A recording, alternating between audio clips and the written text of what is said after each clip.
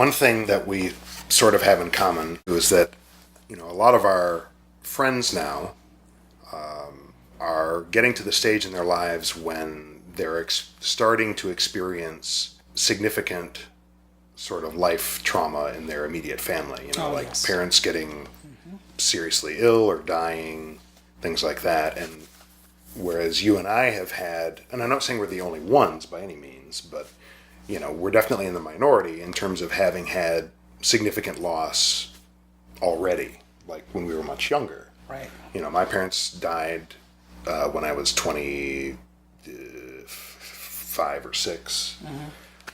And you lost your friend when you were like barely out of college. Right.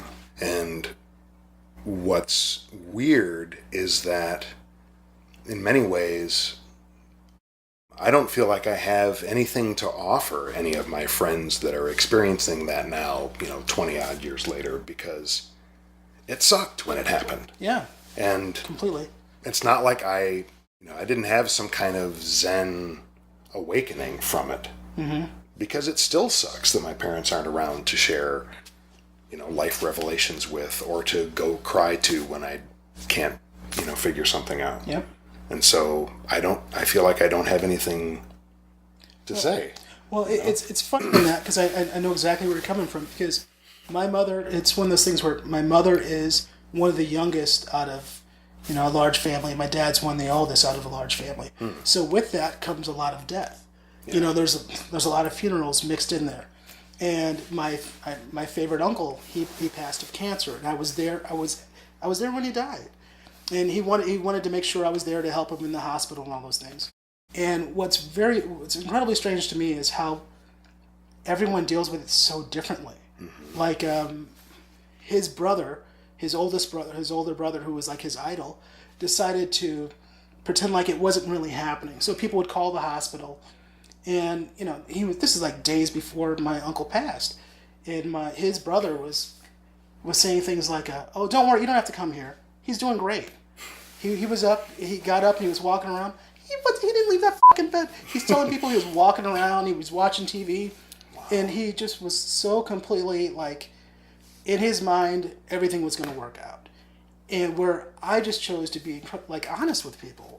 Like my mother came, and this is my mother's brother. Mm-hmm. And I said, when you come in and you see your brother, come in, you cannot cry.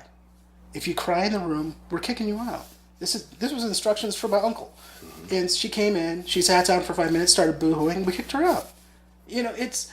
Because he doesn't need that. Right. You got to be respectful of the person who's there. Everyone treats it completely differently. Right. And I just chose to look at it as a truth. We're all going to do it. We're all going to die if we're lucky enough. And so... It's interesting way of putting it. Could you imagine living forever? That would fucking suck. So, we're all, it's going to happen to all of us. So just be honest with yourself and with the people around you about like what's really going on. I mean, that's the only thing I can do about it. It's an interesting sort of warp in our Western culture. There's a lot of attention paid to birth, which is one thing that we all share. Right. And the only other thing that we all share is death. And there's a tremendous sort of denial about it, and tons of money spent in the medical industry like fighting against something that in some cases is a futile effort. Right. When a person has, like my dad, had brain and eventually sort of like spinal cord cancer, and he was going for radiation treatment when he had been told that he was going to die from it. When you have brain cancer, you're not all there all the time. And I think that if he had been in his right mind, he wouldn't have been going to the... Right. But the fact, in a way, that the doctor even really offered it as an option, mm-hmm. He also has the option of slamming his head in the door, but why right. But you wouldn't offer that, because what point would there be? Right. I just look at, like, the people in my life who have passed, I don't love them, I don't think of them any less than I did when they were living. I don't love them less right. than when they were living.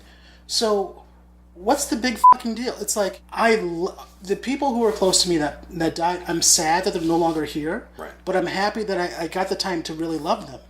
So it's, I don't know. I don't get it. I don't get the weird, I want to live forever, you know. No, be happy that you got to know that person, love them. Hopefully they affected you in a way that made you a better person. I see people almost daily that remind me of my best friend or my uncle, or, you know, but it doesn't make me sad. It makes me happy that I had that experience in my life, that person affected me in a way that they're constantly with me. I'll carry them for the rest of my life.